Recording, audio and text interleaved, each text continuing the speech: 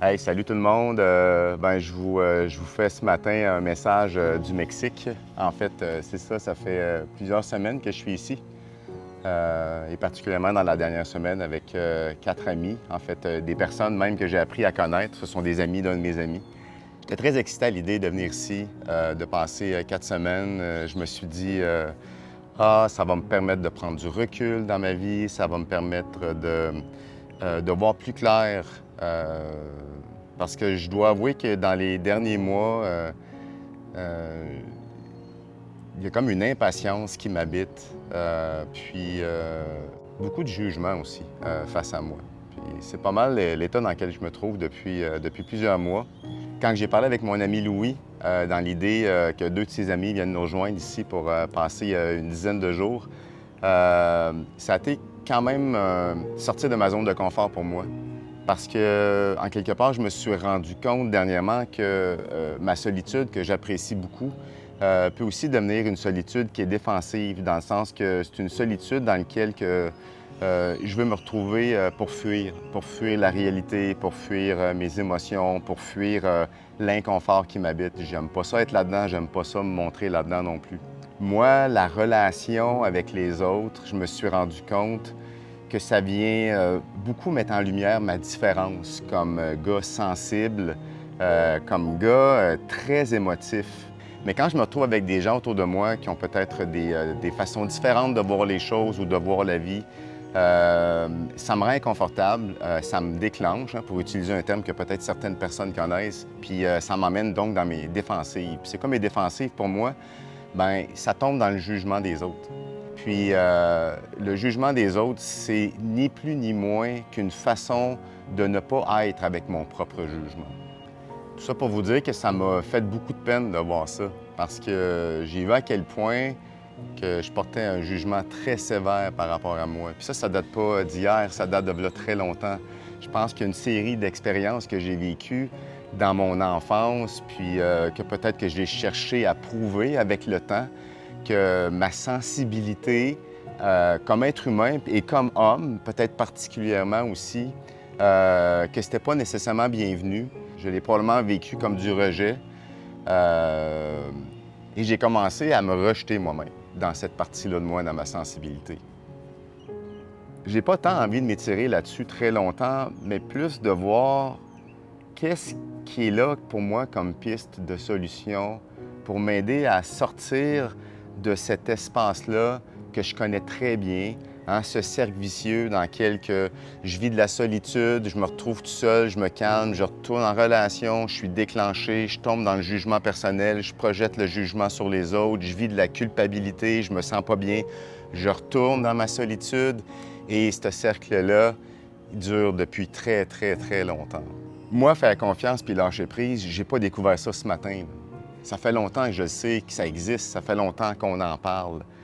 Mais à chaque fois que j'allais sur YouTube ou que j'allais écouter des vidéos ou des séminaires ou que je rentrais en contact avec des gens là, qui essayaient de m'expliquer qu'est-ce qu'il faut faire dans ce temps-là, c'est faire confiance puis lâcher prise, moi, j'y arrivais pas.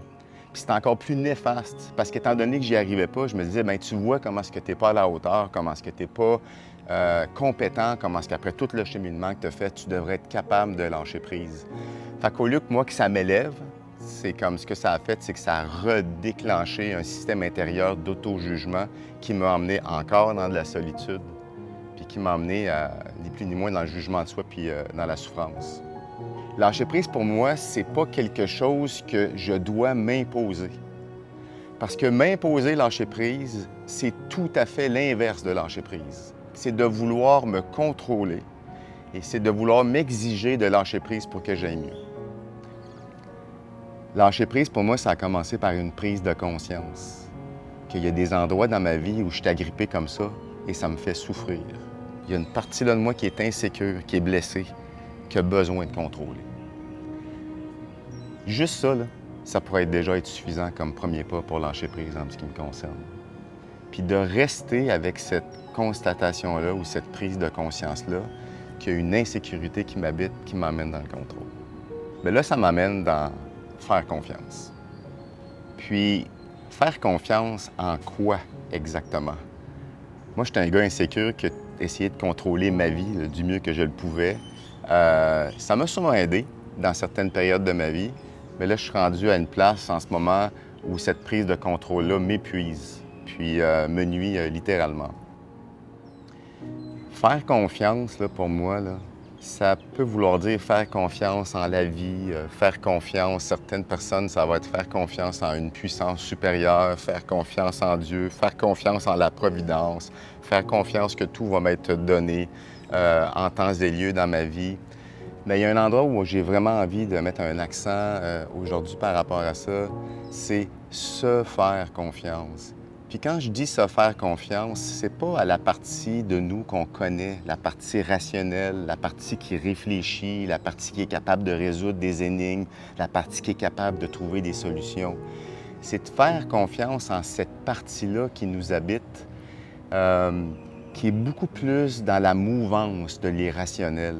Cette partie-là qui est vraiment capable de gérer, qui est vraiment capable de trouver un chemin d'harmonie à l'intérieur de soi, particulièrement quand on vit des moments difficiles. Mon premier réflexe quand que je ne vais pas bien, quand que je vis des moments difficiles, c'est de vouloir trouver des solutions à n'importe quel prix pour me sortir de l'impasse dans laquelle que je suis ou de me sortir de la souffrance puis de l'inconfort que je vis.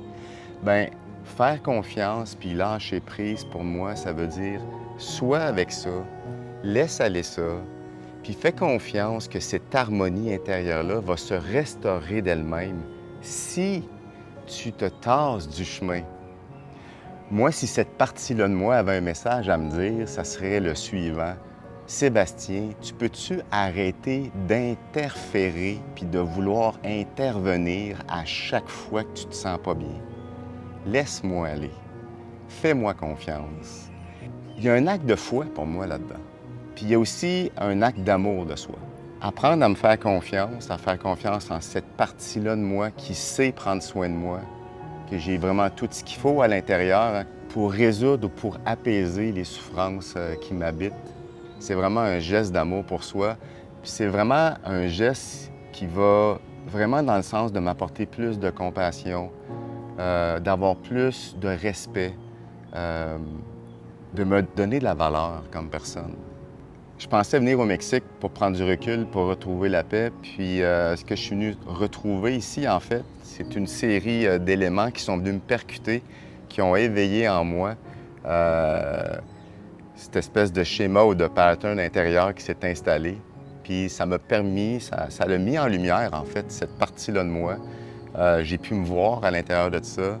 Puis j'ai pu en jaser aussi. Ça, c'est une étape qui est très importante. J'ai pu en discuter avec les gens autour de moi, comme d'extérioriser ça, cette peine-là qui m'habite, cette frustration-là qui m'habite, de faire face à mes limites en tant qu'être humain, face à des choses qui sont moins tangibles, face à des choses qui sont plus de l'ordre émotionnel, face à des endroits où je sens que j'ai pas de prise, puis que j'ai pas de pouvoir, puis que je peux rien changer.